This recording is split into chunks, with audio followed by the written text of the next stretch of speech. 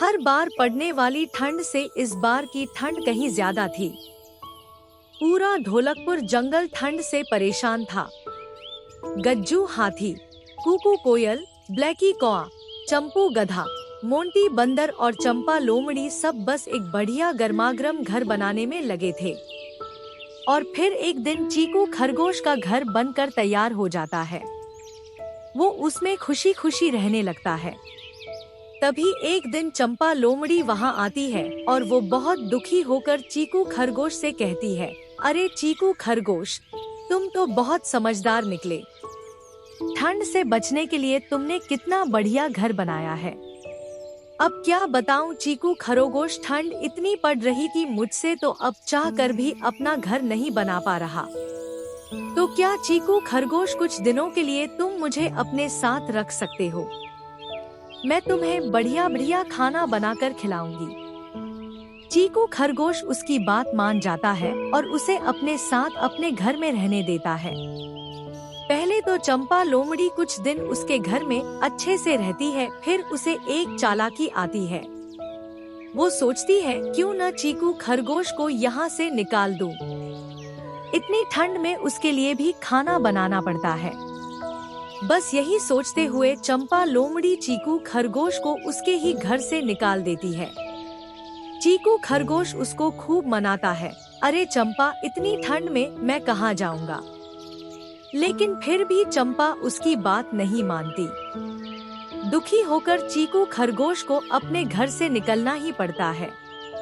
तभी चीकू खरगोश मोंटी बंदर के पास जाता है और उसे चंपा के बारे में सब कुछ बताता है और उससे कहता है कि वो उसके साथ चले और चंपा को घर से बाहर निकाले।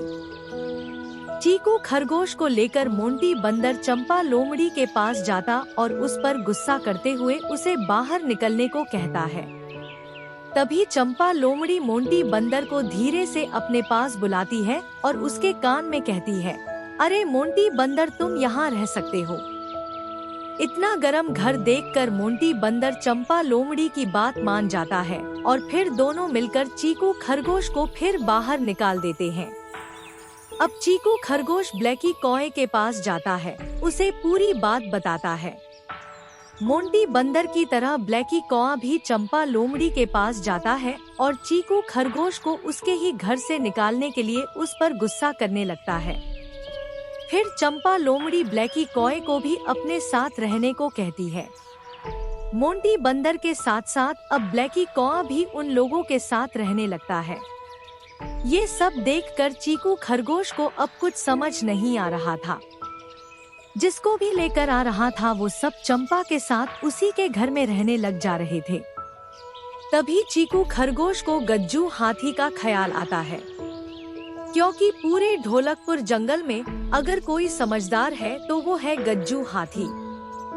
बस यही सोचते हुए चीकू खरगोश ठंड में कंपक पाते हुए गज्जू हाथी के पास पहुंचकर उसे सारी बात बताता है।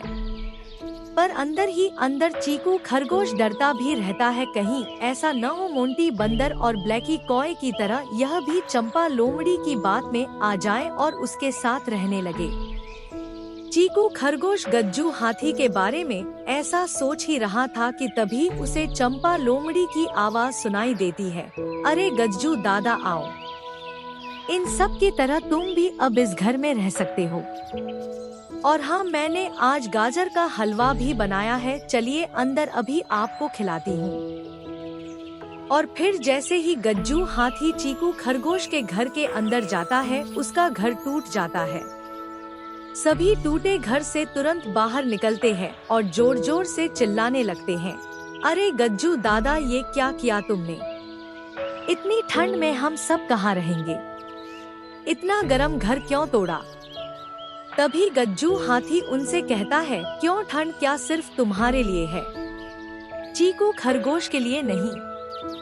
तुम सब ने एक बार भी चीकू के बारे में नहीं सोचा। चलो चीकू खरगोश, जब तक तुम अपना नया घर नहीं बना लेते तब तक तुम मेरे साथ मेरे घर में रह सकते हो। और हाँ चीकू खरगोश, एक बात और ध्यान रखना, अब से किसी की बातों में आने से पहले उसका अच्छा बुरा जरूर सोच लेना, समझे? सीख, हमें कभी भी किसी के साथ बुरा नहीं करना चाहिए, क्योंकि बुरे काम का नतीजा हमेशा बुरा ही होता है।